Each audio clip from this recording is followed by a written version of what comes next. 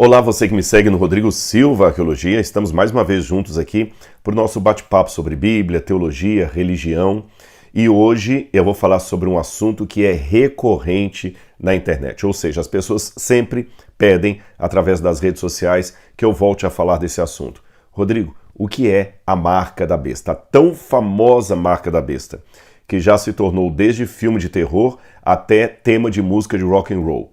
O que significa essa marca? Eu já ouvi várias opiniões. Há pessoas que dizem que a marca da besta será um chip implantado subcutâneo na mão e na testa, então devemos fugir disso aí. Outros dizem que a marca da besta será um chip novamente do tamanho de um grão de arroz, que a gente nem vai perceber que vai tê-la, porque nós vamos trazê-la para dentro do corpo através de um alimento, então cuidado com o que você come. Há outros que dizem que a marca da besta seria o código de barras. Agora já tem uma nova versão, que a marca da besta será imposta pela inteligência artificial. Essa é a mais recente. E havia aquelas versões antigas, que a marca da besta seria a televisão, a internet, ou seja, tem de tudo um pouco. Afinal de contas, qual seria a marca da besta a partir de uma leitura lúcida da Bíblia e não apenas tomada pela coqueluche do momento, sabe? Uma vez eu vi uma tirinha do Zé Apocalipse, dessas tirinhas de jornal, e o sujeito falando assim: a besta do Apocalipse é Saddam Hussein, Saddam Hussein. Aí o outro colega dele falou: espera, você antes falava que a besta do Apocalipse era Ronald Reagan. Aí ele falou assim: é porque eu trabalho com a versão revista e atualizada. Então quer dizer, cada hora virou até piada isso, até meme, tem alguém dizendo o que seria a marca da besta. Então que sugestão eu poderia dar para você da interpretação dessa parte do Apocalipse que eu poderia julgar mais sólida e menos tomada por modismo? É isso que eu vou falar hoje no nosso vídeo aqui, então fique atento, porque é um assunto realmente que eu sei que interessa as pessoas. Agora, antes eu quero fazer um convite. Dos dias 10 a 14 de setembro, corrigindo aí, de 10 a 14 de setembro, anote na sua agenda, nós teremos a Semana do Perdão.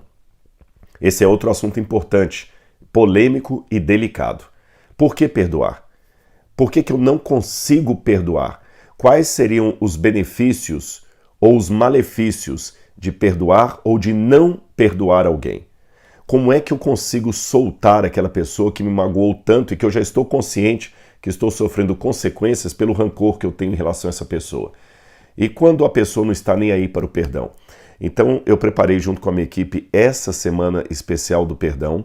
Nós chamamos vários especialistas da área de saúde, da área de leis, da área de comportamento, jornalista. Então eu falarei da parte bíblica, nós teremos outros que vão falar de outras áreas também, inclusive da Bíblia. Nós ouvimos as pessoas na rua, ou seja, nós criamos de uma maneira sintetizada para você uma receita de como perdoar e ser feliz a despeito da dor que você está sentindo em relação a alguém que magoou você. E eu tenho certeza que esta temática é importante para muitos que estão me assistindo nesse momento. Então, dos dias 10 a 14 de setembro, agora nós teremos a Semana do Perdão. Foi preparada com muito carinho, você deve participar dela. Mas para participar, você deve fazer a sua inscrição. Então aqui na descrição desse vídeo, você tem o link. Fique tranquilo que é um evento totalmente gratuito. Você não vai pagar nada, é gratuito esse evento. A nossa equipe preparou, você só tem agora que entrar no link que está na descrição desse vídeo aqui e fazer a sua inscrição e aguardar as informações e participar da Semana do Perdão. Eu conto com você, eu acho que você vai gostar do que nós preparamos ali, tá certo? Do perdão para Apocalipse, especificamente Apocalipse 13.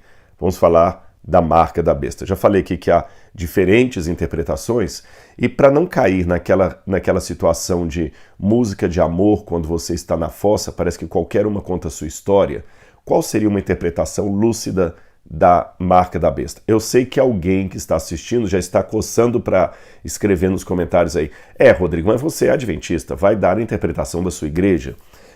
O outro é Testemunho de Jeová, o outro é Mormon, o outro é pós-tribulacionista, o outro é pré-tribulacionista. E para explicar esses dois últimos itens aí para você, essas duas últimas expressões, na teologia nós temos as várias áreas de estudo. Aquele estudo dos últimos eventos, ou da vida particular do indivíduo, ou da humanidade, nós chamamos de escatologia. Escatologia, o estudo das últimas coisas. A escatologia particular ou pessoal é aquela que responde a perguntas como: o que acontece depois da morte? Qual a natureza da morte? Por que morremos? O que acontece no final da vida do indivíduo? Ele vai para o céu, para o inferno, para o purgatório, ele reencarna, ele dorme na sepultura. O que acontece? Essa é a escatologia individual. A escatologia geral é aquela escatologia sobre o fim dos tempos, o que acontecerá nos últimos dias da história desse mundo. Alguns até trabalham com uma escatologia realizada, outra a se realizar, ou sim e ainda não. Então são temáticas sobre o fim do mundo. E dentro dessa temática fala-se da grande tribulação, que será o momento em que o anticristo estará governando com força quase irrestrita sobre os governos desse mundo.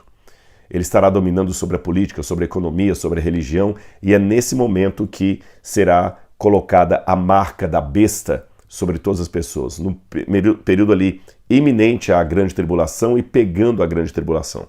Então alguns teólogos interpretam que a igreja passará pela grande tribulação e será perseguida pelo anticristo. Outros pensam que não, que a igreja será arrebatada antes e somente os que ficarem para trás, especialmente judeus, que não aceitaram Jesus como Messias, é que vão ser perseguidos, e aqueles da igreja que não estavam preparados. E há aqueles que até negam a tribulação. Bom, então, como eu falei, há várias linhas, por isso que eu citei os pré-tribulacionistas ou pós-tribulacionistas. E essas correntes teológicas que eu citei aqui foi apenas para admitir que realmente há várias interpretações, e você pode colocar: Rodrigo, você vai apresentar o ponto de vista de um adventista.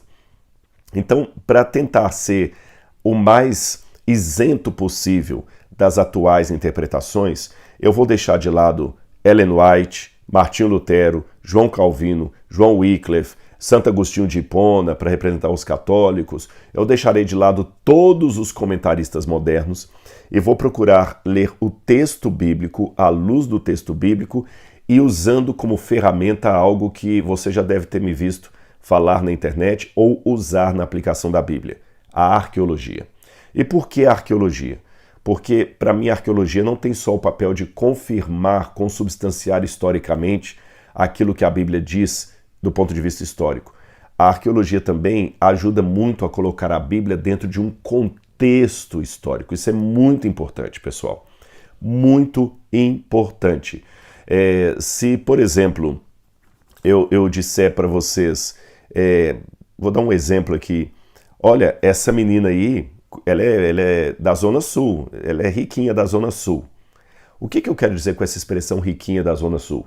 Ora, geralmente é uma expressão que vem do Rio de Janeiro, porque muitas pessoas ricas ficam na Zona Sul, é onde é a parte mais rica ali. Então você tinha muito nos anos 70, 80, às vezes algumas meninas ricas, porém metidas, que vinham da Zona Sul, e criou-se o jargão: ela é riquinha da Zona Sul. Só que essa frase, daqui a 2000 anos, traduzida para uma outra língua, que hoje ainda nem existe, e virando Bíblia, ia causar muita discordância nas igrejas, muitas posições. O que significa riquinha da Zona Sul? Aí uns iam dizer que a Zona Sul era uma coisa, era outra, era outra, era outra. E uma maneira lúcida que eu acho de interpretar o que era riquinha da Zona Sul seria voltando ao nosso tempo e procurando saber de onde veio essa expressão. E procurando fora daquele texto as explicações para a expressão idiomática riquinha da Zona Sul. Aí nós iríamos entender melhor a gíria ou a expressão. Ficou claro o exemplo que eu dei? É isso que eu quero fazer com a Bíblia. Eu quero convidar você a mentalmente fazer uma viagem ao passado há 2000 anos e tentarmos imaginar. É possível esse exercício, viu? Ele não é um exercício assim fora da caixinha, não. Há possibilidade técnica de fazer esse exercício, de voltar mentalmente a 2000 anos e imaginar como um leitor da Ásia Menor, daquelas igrejas que receberam pela primeira vez os manuscritos do Apocalipse, entenderam essa mensagem. Porque o Apocalipse, antes de ser um livro escrito para nós, foi escrito para as pessoas que viveram na Ásia Menor, nas igrejas que eram pastoreadas pelo apóstolo João. Então eu tenho que fazer essa pergunta. É lógico que a viagem mental que eu falei não é uma viagem literal. Não tem como entrarmos numa máquina do tempo e voltarmos 2000 anos. Mas podemos, de uma maneira lúcida e literária, fazer sim uma viagem para imaginar, não de maneira conjectural, mas de maneira assim, pelo menos uma hipótese razoável, como um leitor ou um ouvinte, porque nem todos tinham acesso à leitura, como um ouvinte primário do Apocalipse de João entendia isso. Alguém que viveu contemporâneo ao apóstolo, muito antes do nascimento de Wycliffe, Zwinglio, Agostinho, Calvino, todos esses que eu mencionei aqui e outros mais. Porque é uma leitura mais, assim, isenta dos elementos que foram colocados a posteriori. Tá certo? Eu vou ler para você a passagem bíblica que fala da marca da besta. Temos que começar lendo a Bíblia. A passagem está em Apocalipse capítulo 13, versículos 16 até o versículo 18. E diz assim: A todos os grandes e os pequenos, os ricos e os pobres, os livres e os escravos, faz com que lhes seja dada certa marca na mão direita ou na testa, para que ninguém possa comprar ou vender, senão aquele que tem a marca ou o nome da besta ou o número do seu nome. Aqui está a sabedoria. Aquele que tem entendimento, calcule o número da besta, pois é número de ser humano, e esse número é 666. Bom, vamos por etapas. Já li o livro, já li a passagem bíblica, agora vamos ver o contexto imediato dela. Essa passagem bíblica, ela está dentro de um capítulo maior, que é o capítulo 13 do Apocalipse. E no capítulo 13 do Apocalipse, a rigor, não existe uma besta, porém duas bestas. Dois paquidermes, duas feras.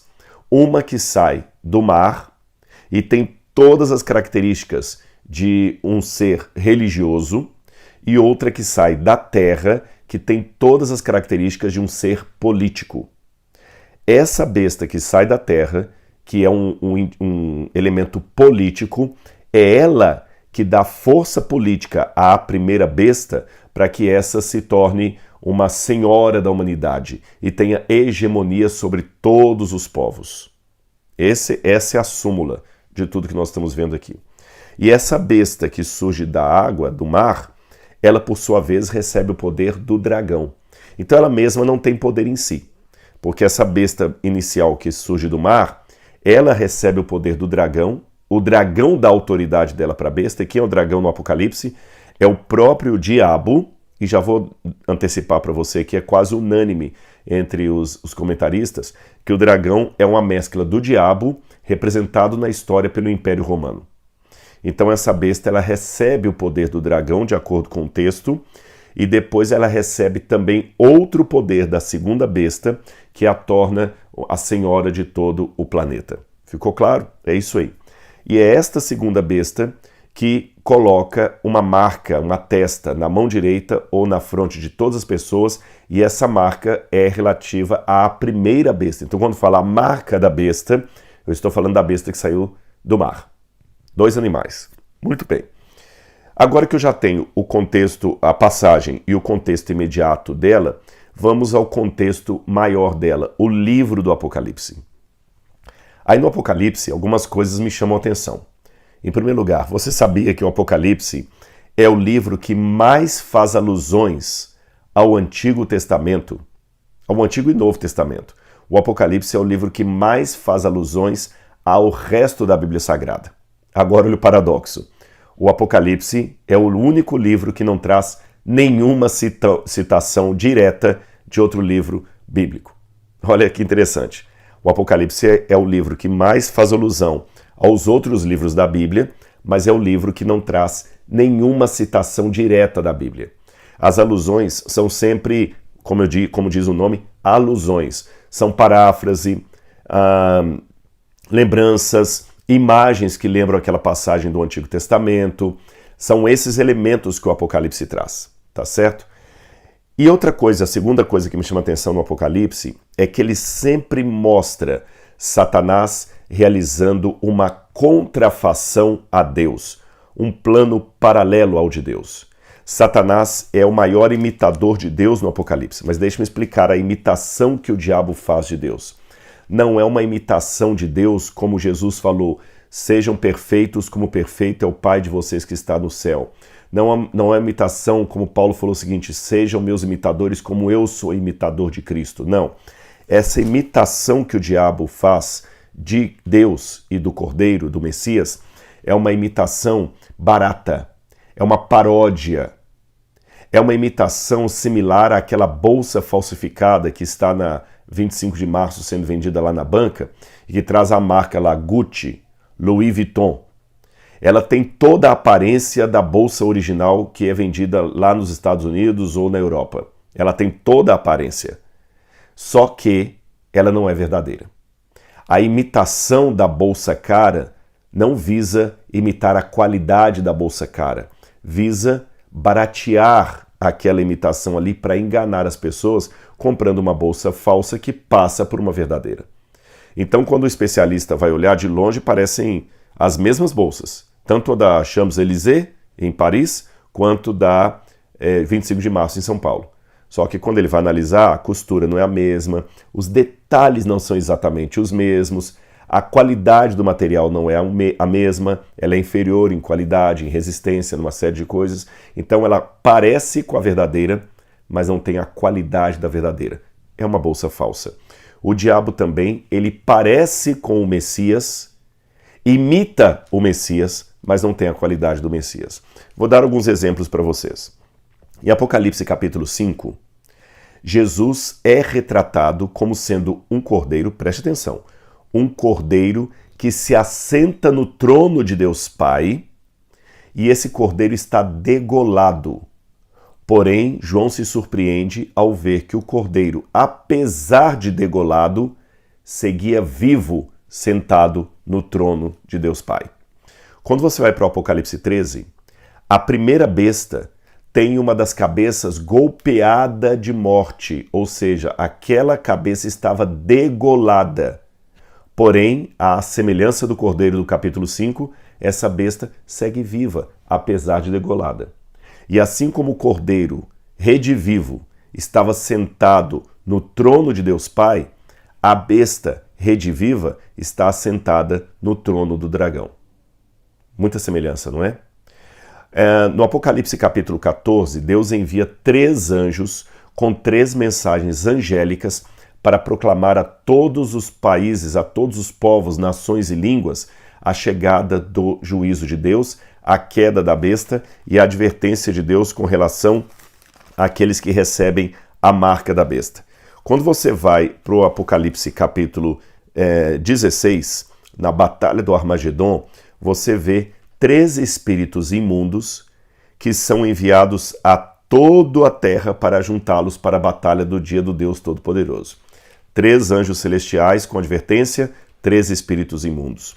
Quando você vai em Apocalipse capítulo 7, você vê 144 mil pessoas recebendo na testa o selo de Deus e do Cordeiro. Eles recebem na testa o selo de Deus e do Cordeiro. No Apocalipse capítulo 13, a porção que eu li, você tem a besta colocando na testa da humanidade uma marca também. Então você tem o selo do Cordeiro na testa, você tem a marca da besta na testa. Você viu como ele vai fazendo sempre uma paródia de Deus? E a imitação que o diabo faz de Deus no Apocalipse não restringe apenas ao Apocalipse, mas também a outras porções da Bíblia Sagrada. Você lembrando aquilo que eu falei, que o Apocalipse é o livro que mais faz alusões a outros livros da Bíblia Sagrada. Até aqui nós já temos alguns elementos interessantes. E eu posso fazer a afirmação: a marca da besta é uma falsificação do selo de Deus. Então a pergunta que eu faço é: o que a marca da besta está falsificando? Essa pergunta para mim é chave. Em termos hermenêuticos de interpretação bíblica, é importantíssimo eu saber o que a marca da besta está falsificando para eu identificá-la. Senão eu vou cair aí num achismo tremendo. Eu vou ilustrar e você vai entender. Vamos novamente fazer aquele exercício de imaginação do futuro. Imaginem que hoje alguém escreveu um texto assim: a Polícia Federal apreendeu várias caixas de Rolex falsificados. Havia vários Rolex falsificados. E a partir disso, o governo federal demandou que qualquer comerciante que vender um Rolex falsificado será multado e, no caso de reincidência, será preso. Tudo bem na minha frase, não é? O texto que eu construí aqui do Rolex falsificado ficou claro para você. Ok. Agora imagine que daqui a 2000 anos, é um exercício de futurologia, daqui a 2000 anos esse texto seja traduzido em forma de Bíblia para uma outra cultura. Aí as pessoas vão tentar falar assim, o que era o Rolex falsificado? Aí alguns vão falar, o Rolex falsificado deve ser um computador. O outro vai falar, não, o Rolex falsificado deve ser um perfume. O outro vai dizer, o Rolex falsificado deve ser uma cama, um móvel. O outro vai dizer, não, o Rolex falsificado deve ser um cigarro falsificado. O outro vai dizer, o Rolex falsificado deve ser um carimbo. Há várias opiniões sobre o que é um Rolex falsificado. Agora, se eu tiver, através de um exercício arqueológico, a condição de voltar contextualmente ao século XXI, eu descobrirei que Rolex é marca de relógio. Relógio. Se o Rolex é marca de relógio, então eu já tenho alguma eliminação aqui. Rolex não é computador. Não existe computadores Rolex. Rolex não é cigarro. Não existe cigarro da marca Rolex. Rolex não é móvel. Não é cama, mesa, banho. Também não é. O Rolex é única e exclusivamente uma marca de relógio. Então, se eu tenho Rolex falso, só pode ser relógio falso. Não pode ser computador falso. Concorda comigo? Este mesmo exercício eu vou aplicar à marca da besta. Se a marca da besta é a falsificação de algo que Deus deu, então eu tenho que descobrir qual é esse algo que Deus deu, aí eu saberei o que é a marca da besta. E qual que é esse algo que Deus deu? Vamos ao Antigo Testamento. E para responder isso, eu vou mostrar para você esse objeto aqui, ó. Quem conhece o judaísmo, quem conhece cultura judaica ou já esteve em Israel, já viu isso aqui, ó. Esse é um mezuzá. O que é um mezuzá? O mezuzá é um elemento que o judeu tinha ordenado por Deus a ser colocado nas portas de sua casa, e até hoje os judeus fazem isso. Eles colocam o mezuzá meio torto aqui. Aqui você tem a letra Shin em hebraico. Vou falar o significado dela daqui a pouco. E aqui dentro você olha que o mezuzá é oco, tá vendo? Olha, ele tem essa abertura aqui. Por quê? Há várias porções da Torá, da lei de Deus, do livro do Deuteronômio, que são colocadas aqui dentro. Deuteronômio é uma palavra grega que significa deuteros nomos, a repetição da lei de Deus, porque no Deuteronômio Moisés repete os estatutos, a lei que Deus deu para os judeus. E especialmente o cerne da lei, o resumo da lei, que é o Shema Israel. E você tem aqui o Shem, que tem outros significados também, mas um deles é o de Shema Israel, ouve, ó Israel. Eu vou ler para você isso no Antigo Testamento. Lembra que eu falei que o Apocalipse não faz citações diretas ao Antigo Testamento, mas faz muitas alusões a ele. E quando nós vamos ao livro de Deuteronômio, no capítulo 6 de Deuteronômio, nós vamos ler Deuteronômio capítulo 6, versículo 4. Olha o que Deus ordenou aqui. Escute, Israel, o Senhor nosso Deus é o único Deus. Esta frase, escute, Israel, o Senhor seu Deus é o único Deus, era praticamente assim, é até hoje no judaísmo, pode perguntar isso para qualquer judeu, é o resumo, o suprassumo da identidade judaica. Shema Israel, Adonai Eloheinu, Adonai Echad. Ouve, ó Israel, o Senhor nosso Deus é o único Senhor. Então, esse resumo aqui resume também a lei. Olha o que diz aqui no capítulo 5, traz os 10 mandamentos. Olha que interessante, no capítulo 5 do Deuteronômio você tem os 10 mandamentos. Aí Moisés se torna o mediador do povo e o capítulo 6 fala o grande mandamento. O grande mandamento não é que os outros são inferiores. O grande mandamento é aquele que dá o suprassumo da lei. Ouve, ó Israel, O Senhor, nosso Deus, é o único Senhor. Portanto, aí continua, ame o Senhor, seu Deus, de todo o seu coração, de toda a sua alma e com toda a sua força. É interessante que na época de Jesus, como nós vemos nos desafios das escolas de Shammai e Hillel, duas escolas rabínicas daquela época, muitos jovens desafiavam os seus professores, pelo menos temos 2 casos, pedindo que eles resumissem a lei e os profetas enquanto ele ficava numa posição assim, levantando a perna como se fosse fazendo 4. Um professor mandou o aluno embora e falou que era impossível resumir a lei, o outro resumiu. Jesus também recebeu alguém que perguntou isso para ele, Senhor, qual que é o grande mandamento? O que resume a lei? Jesus repetiu justamente Deuteronômio capítulo 6. Jesus falou, amar o Senhor, seu Deus, de todo o seu coração, de toda a sua alma e de toda a sua força ou entendimento, e amar o seu próximo como a si mesmo.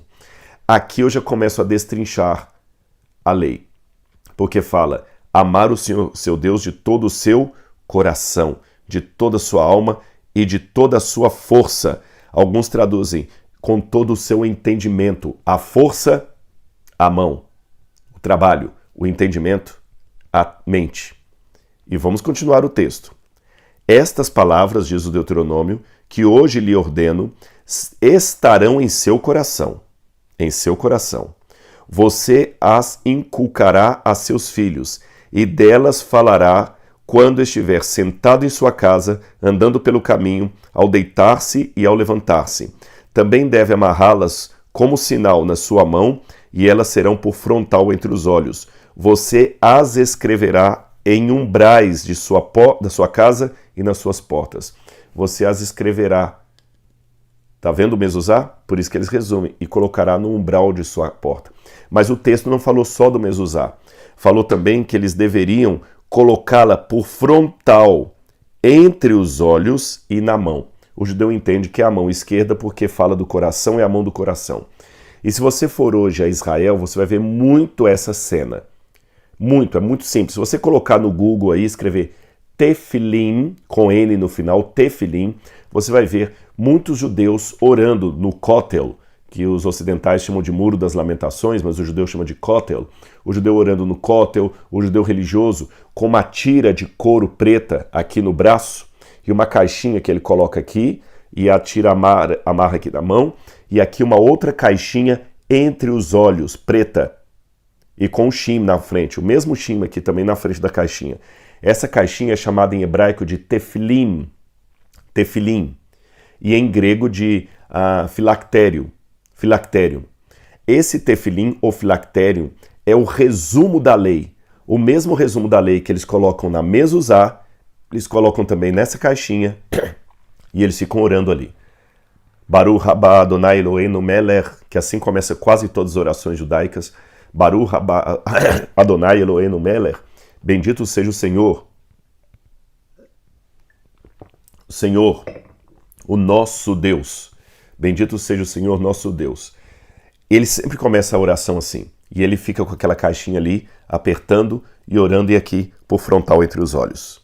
Deus deu essa regra. E na época de Jesus, nós sabemos que os judeus já usavam essas caixinhas na testa. Eu não sei se elas eram pretas, como as do judaísmo de hoje. Mas a prova arqueológica que essas caixinhas eram usadas é que entre os manuscritos do Mar Morto em Qumran, eles encontraram tefilim do primeiro século.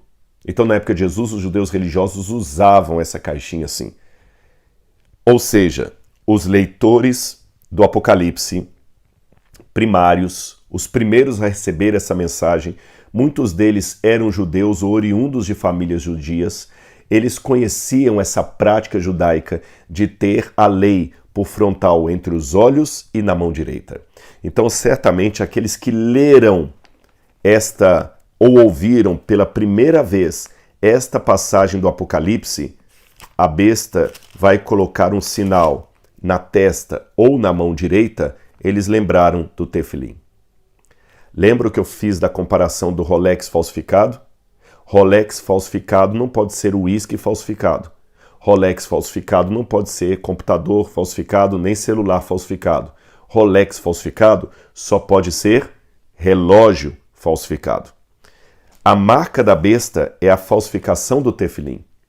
Por isso que ela parece, mas tem uns detalhes que ela diverge. Lembra da comparação também que eu fiz da bolsa Louis Vuitton, da 25 de março comparado com a bolsa lá da Champs-Élysées? Perdão. Ela parece em quase todos os detalhes, mas na costura o especialista vê que tem uma diferença. A coloração da bolsa não é exatamente a mesma e o material é inferior. O tefilim que a besta vai emplacar em todas as pessoas, ele é na mão direita. É quase semelhante, mas não exatamente igual.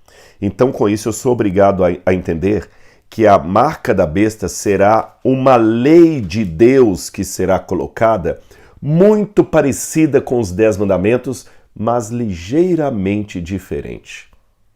E a prova que a marca da besta só pode ser algo aludido aos mandamentos, aos 10 mandamentos, está no próprio Apocalipse. O capítulo 13 tem, antes dele e depois dele, praticamente a mesma frase que diz assim. Olha como termina o capítulo 12, iminentemente antes de começar o capítulo 13. Ele diz assim: o dragão ficou irado contra a mulher e foi travar guerra contra o restante da descendência dela, ou seja, os que guardam os mandamentos de Deus e têm o testemunho de Jesus. Apocalipse capítulo 12, versículo 17. Os que guardam os mandamentos de Deus e têm o testemunho de Jesus. Aí começa a besta. Aí sabe como é que termina o capítulo da marca da besta? Olha no capítulo 14, fechando esse escopo aqui. Diz assim, Apocalipse capítulo 14, versículo 12. Aqui está a perseverança dos santos, os que guardam os mandamentos de Deus e a fé em Jesus. Então a marca dos que vão resistir à besta é colocada imediatamente antes e quase imediatamente depois do capítulo 13. A marca dos que vão resistir ao sinal da besta é justamente os que guardam os mandamentos de Deus e têm a fé de Jesus. E antes que você me pergunte quais são os mandamentos de Deus, que alguém pode falar, não, mas os mandamentos de Jesus são apenas para amar a Deus e ao próximo. Quando Jesus falou para amar a Deus e ao próximo, ele não estava dando um mandamento no lugar dos 10 mandamentos. Lembre, essa frase de Jesus, a lei depende de amar a Deus e ao próximo, é um resumo dos 10 mandamentos, não uma substituição deles. Se você olhar os 4 primeiros mandamentos do decálogo dos 10 mandamentos, são mandamentos relacionados a Deus. Não terás outros deuses diante de mim, não levará o nome do Senhor teu Deus em vão, não fará imagem de escultura, lembra do Shabat para santificar. São obrigações do ser humano para com Deus. Os outros 6 mandamentos são obrigações do ser humano para com seu próximo. Honrar pai e mãe, não matar, não adulterar, não cobiçar o que é do seu semelhante. Percebeu? A primeira tábua dos 10 mandamentos se resume no que Jesus falou, amar a Deus sobre todas as coisas. A segunda parte dos 10 mandamentos se resume na continuação do que Jesus falou, e ao próximo como a você mesmo. Jesus não deu esses mandamentos para substituir o decálogo, mas para resumi-lo, porque o decálogo só serve se for obedecido por amor. Outro detalhe, em Apocalipse capítulo 12, capítulo 11, quando vai abrir todo esse cenário que envolve o dragão, a primeira besta e a segunda besta, o cenário do Apocalipse começa assim, olha, Apocalipse 11, versículo 19. Abriu-se então o santuário de Deus que se acha no céu e foi vista a arca da aliança no seu santuário. E sobrevieram relâmpagos, vozes, trovões, terremoto e chuva de granizo. Em que parte do Antigo Testamento sobrevieram no mesmo momento relâmpagos, vozes, trovões, terremoto e grande chuva de granizo? A que o Apocalipse está aludindo aqui? Ao momento em que Deus entregou a lei para Moisés no Monte Sinai. E no início o verso já dizia, abriu-se o santuário de Deus, que se encontra no céu. Na terra tinha um santuário que era uma cópia do santuário celestial.